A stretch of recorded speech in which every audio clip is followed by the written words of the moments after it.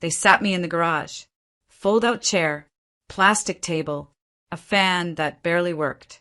At my parents' anniversary party. And when I asked my dad why, he didn't blink. It's just for extended family. Extended family. Everyone else was seated inside. Warm lighting, music, catered plates. Even my cousin Mark was there, the same cousin who once stole money from their safe. He was inside, laughing, toasting. I was in the garage, like clutter, like something they didn't want to show the guests. My name is Selena, and from wherever you're watching this video, stay with me, because sometimes the most beautiful kind of revenge is the one that's so silent it echoes. I didn't make a scene. Not right away. I sat there for 7 full minutes just looking around, at the extension cords on the wall, the old bike no one had ridden in years, the folding table with lukewarm appetizers and paper napkins. I looked down at my dress, the one I'd saved up for. Simple, elegant, black. The heels I'd borrowed from a friend just for the occasion. I had driven 3 hours, bought a thoughtful gift, wrote a letter inside it that I'd cried over twice, and now I was sharing a table with a lawn mower. I stood up, walked inside, and scanned the room. There was Mark, telling a story about his last vacation. There was Aunt Renee, sitting at the table I should have been at. There was my mother, laughing as if she didn't know where I was. I walked to the front, right past the cake, right up to the gift table, picked up my envelope. Quietly, intentionally, my father saw me, his eyebrows raised. "Selena, what are you doing?" I looked right at him, extending the respect you gave me. Then I turned, held up the envelope, and said, loud enough for the room to hear, "Extend this." I walked out the front door. No screaming, no tears, no big scene, just silence. And then I heard her, my mother, running after me in heels, calling my name, asking, "Wait, what are you doing? Don't do this." But it was already done, because that night they didn't just seat me in the garage. They told the truth, the one they'd been hinting at for years. And I finally listened, but they had no idea what I'd been preparing all along. And what happened next would strip them of the one thing they valued more than reputation. Control. I was always the good one, the helper, the polite one, the one who didn't ask for much. If Mark got caught shoplifting, I was the one they sent to keep him company while he cried in the car. If my older sister threw a fit during dinner, I was the one who cleaned the table and quietly packed up leftovers while everyone pretended nothing happened. Being useful became my only currency, but being visible, that was never allowed. When I got into university on a partial scholarship, my dad barely looked up from his laptop. "That's great, but let's not brag. Your cousin Daniel got a full ride." When I landed my first job, an entry-level admin position with a nonprofit I loved, my mom asked, "Will that even cover rent?" They didn't mean to be cruel. At least, that's what I used to tell myself. They were just selective. Selective with their attention. Selective with their praise. Selective with who they brought forward when company came over. It was always the same people. The cousin who lied. The uncle who drank. The sister who dropped out and moved back home. They all got second chances. They all got seats at the table. Me, I got duties. Help set the table, Selena. Run to the store, Selena. Can you pick up Mark from the station? The worst part?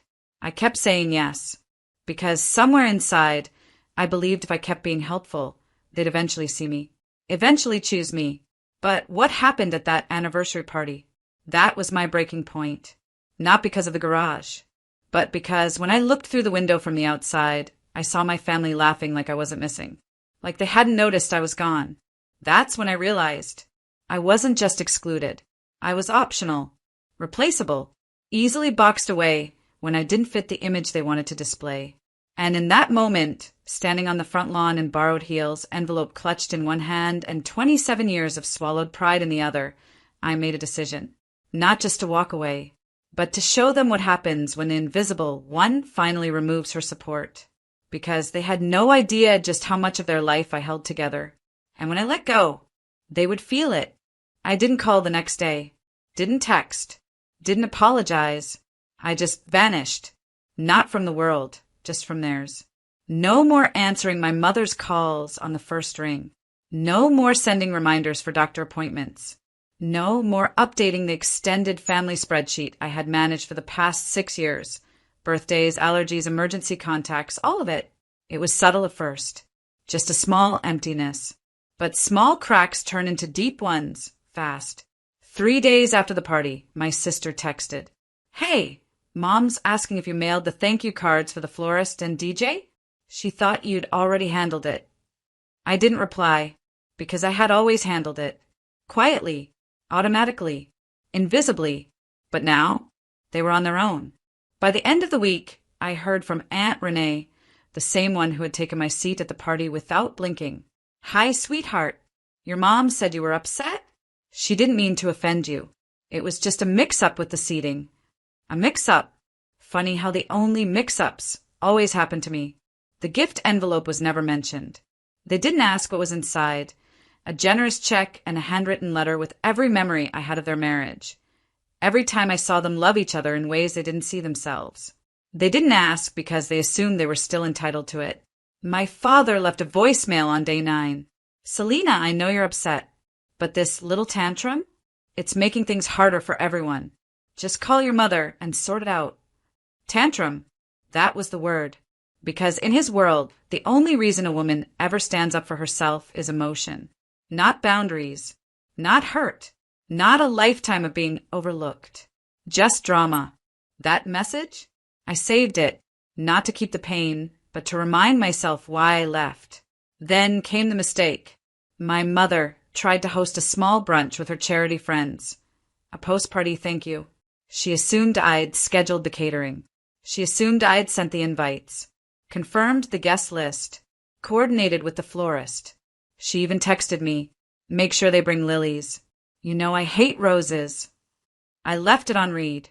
The day of the brunch? Nothing arrived. The guests stood in a half-decorated backyard. No food. No drinks. No music. Just embarrassment. And still, she didn't say the words I was waiting for. Not, "I'm sorry." Not, "We need you." Not, "We were wrong." Just this, "I thought you'd take the high road, Selena." But here's what she didn't understand. I was on the high road. I just stopped carrying their load with me. I didn't want revenge. Not the movie kind. Not the screaming, flipping tables, burn it all down kind. I wanted truth. I wanted them to see the machine they'd built and how much of it only ran because I turned the gears in the background. So I started with the family fund. A long time ago, my parents opened a joint savings account for family emergencies. Nothing formal, just something to cover last-minute plane tickets, urgent expenses, birthdays no one budgeted for. They let everyone use it, as long as it went through me. I'd been tracking it for years. I had login access, monthly reports, even the tax statements they forgot I prepared every April. They never noticed it was my name on the backup authorization form. They just assumed I'd always manage it, like the polite daughter I was trained to be. That same week, I requested my removal. Quietly, formally, legally. I also sent a courtesy notice to the bank, flagging inconsistencies I'd long kept quiet about.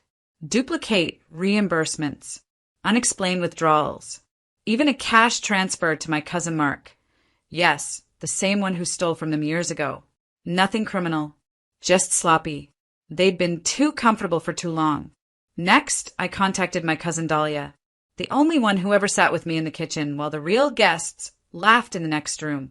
She's a graphic designer now. Brilliant. Underpaid. I offered her a project, one I'd been planning for months but never had the nerve to start. A community blog. Small. Focused on quiet family estrangement. Stories from people like me. People who weren't kicked out violently, just gently set aside until they disappeared. We called it The Spare Chair. Dahlia designed the logo. I wrote the first piece. We didn't name names, but anyone who knew my parents would know exactly who that first story was about. And finally, I pulled the thread they never thought I'd touch. The anniversary photos. A distant cousin had taken them. I had offered to coordinate the photographer. In return, he'd given me full access to the folder. I downloaded everything. Every picture of everyone. except me, because I wasn't in them, not even one. But the captions they wrote online said, "So grateful to have our whole family together. A perfect day." So I emailed the photographer, asked him to take the gallery down. He agreed and added a line I'll never forget. They said it was a family portrait, but it looked like something was missing. Exactly, something was. And they were finally starting to feel it. They didn't notice the collapse all at once. It came in fragments. A brunch canceled, a fund frozen, a gallery gone. But the moment that really hit? The night of the follow-up celebration dinner, the one my mother planned to repair our image with her friends. The florist didn't show. The menu was wrong. One of the guests canceled, citing confusion around the event's coordination. Why? Because for years that had all gone through me. I wasn't invited this time, obviously, but I still got photos from Dahlia, who had a friend working the event. My mother looked tired. My father? Distracted, like a man realizing the stage manager quit in the middle of the performance. 2 days later, I received a text from my mother. "I wish you'd reconsider all this. Family doesn't treat each other this way, especially over something so small. Small, being seated in the garage like an afterthought, having your gift taken off the table, hearing your own father say extended family while your thief of a cousin sat front row. That wasn't small. That was pattern. A pattern I had finally broken." Then the photos vanished from their Facebook albums. The ones labeled Perfect Night and Grateful for a Whole Family. Gone. Not replaced. Just quietly deleted. Like removing the evidence would erase the truth. They didn't know I'd already backed them up. Because I wasn't trying to destroy their story. I was documenting mine. That same week, I published my third post on the spare chair. It was titled, "The Day I Stopped Apologizing for Taking Up Space." No names, no spite, just truth. The post went semi-viral in family forums and quiet corners of the internet. It was shared by therapists, grief coaches, adult children who had sat through one too many dinners in silence. And at the very bottom, I left this. Sometimes it's not the shouting that breaks you. It's the smile across the table while they ignore your empty plate. My inbox flooded, not with hate, with recognition. You wrote what I've never been able to say out loud. I thought I was the only one. Thank you, thank you, thank you. But one email stood out. It was from a woman in her 50s. They sat me next to the coat rack at my own sister's wedding. I was 7 months pregnant and nobody said a word. I wish I'd walked out like you did. I cried reading it, not because I was sad, because I wasn't alone. And when you've spent a lifetime being told to wait your turn, fade into the background, and be the bigger person, hearing me too is more powerful than any apology. Back in my parents' world, they were still trying to keep things together. But now, even their friends were asking quiet questions. Where's Selena these days? Did I hear she runs something online now? Was she not at the party? And for the first time, they had no answer, because the person they always dismissed had become the one they couldn't explain away. They always thought of me as the stable one. Never dramatic, never demanding, never difficult, which made me the perfect person to erase quietly until they needed something handled, fixed, or forgotten. But when the world started noticing I was gone, their story stopped making sense. It started with a local newsletter feature about generational leadership in community families. They were interviewed about the family fund, the same one I'd quietly stepped away from. The article mentioned Selena handled our logistics for years, in past tense. But one of the reporters had followed the spare chair. She emailed me for a quote. I declined. Still, she connected the dots. The story went live with this sentence. Notably absent from recent events is Selena, long considered the logistical core of the family's philanthropic work. Just one sentence, but it opened a floodgate. Within days, the foundation received 2 calls from longtime donors. Not angry, just curious. We were under the impression Selena still coordinated programs. Has that changed? Why is her name not on any of the upcoming campaigns? They didn't have an answer, because for years they never needed one. I was just the daughter in the background. Now, the background was missing, and people noticed. Meanwhile, the spare chair kept growing. Submissions tripled. Dahlia and I had to build a second site folder just to organize the stories pouring in. There was one from a teacher whose mother told her not to bring her same-sex partner to Thanksgiving. Another from a man who was told he could sit with the caterers at his brother's wedding. Each story different, but the message was the same. You're welcome here, as long as you don't need a real seat. My parents still didn't reach out with anything real. My mother forwarded an invite to a smaller, more intimate dinner. No subject line, no apology, just, we'll keep a spot open. That was it. I didn't reply, because I didn't want a spot. I wanted respect.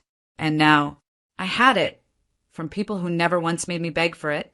Then came the audit. Remember that family fund? Turns out the casual management had caught attention after my formal exit.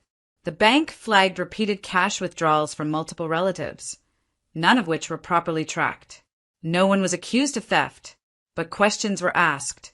And for a family obsessed with control and image, being questioned was the worst kind of scandal. My cousin Mark messaged me out of nowhere. You're really trying to ruin everyone, huh? I didn't respond, because I wasn't trying to ruin anything. I had just stopped protecting the illusion. I received a final email from my father. 3 words. We're disappointed, Selena. Not surprised. Not curious. Not sorry. Just disappointed. I almost laughed, because in the end, disappointment was mutual. Except I didn't burn bridges. I just stopped pretending there ever was one. I always thought rising would feel like revenge, like applause, like validation, like finally being proven right in front of everyone who doubted me. But it didn't. It felt like quiet mornings, like drinking coffee in a space that didn't ask me to shrink, like laughing with people who didn't keep score, like watching my own reflection grow softer and stronger at the same time. That was the real rise. The spare chair hit 100,000 monthly readers. We didn't market it, didn't chase virality, just let the story speak. We added a podcast, invited real people to share their moments. Not trauma porn, just truth. 1 episode. I was uninvited to my own baby shower.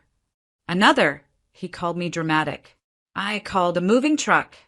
Every voice was a brick in the house I never had growing up. A house where no one had to earn their seat. Where family wasn't a weapon. Where silence didn't mean safety, it meant choice. I moved into a small 2-bedroom place on the edge of town. It wasn't fancy. No crown molding. No long dining table built to impress guests.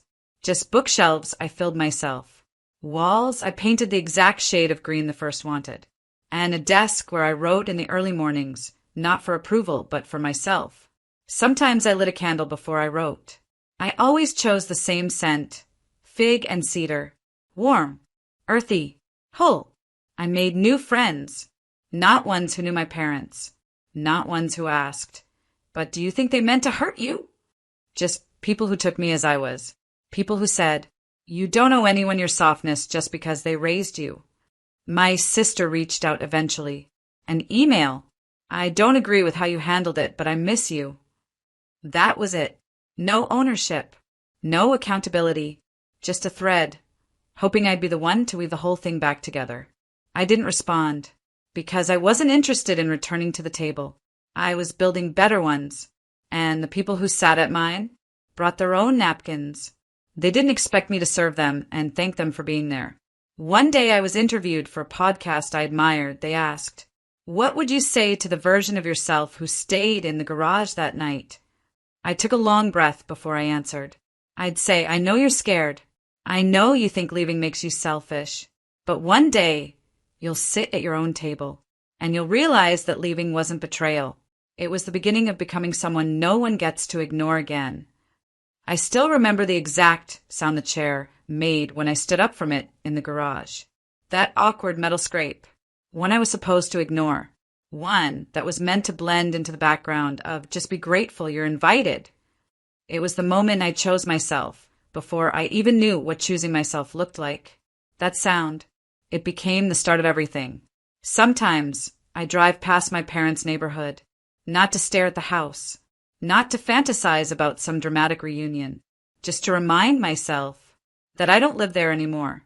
Not physically, not emotionally, not in the quiet corners of my mind that used to hope for something soft to bloom where only sharp edges had ever been.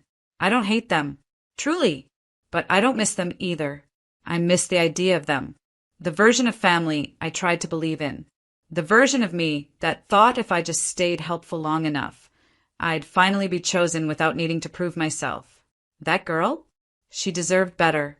And now, she has it. My mother never apologized. My father never called. But that's okay, because closure doesn't always come from an apology. Sometimes it comes from no longer needing one. Sometimes it's found in the sound of your own voice when it's finally loud enough to fill the room they kept trying to shrink you out of. Sometimes it's found in silence you chose. Last month, someone from the original anniversary party messaged me. Not family, just one of the guests. I didn't know what happened that night, but I remember you. You were the only one who looked real in the whole room. I stared at the message for a long time, because I used to think being quiet meant being small. Now, I know better. Being quiet can mean power. Being calm can mean certainty. And walking away doesn't make you heartless. It makes you free.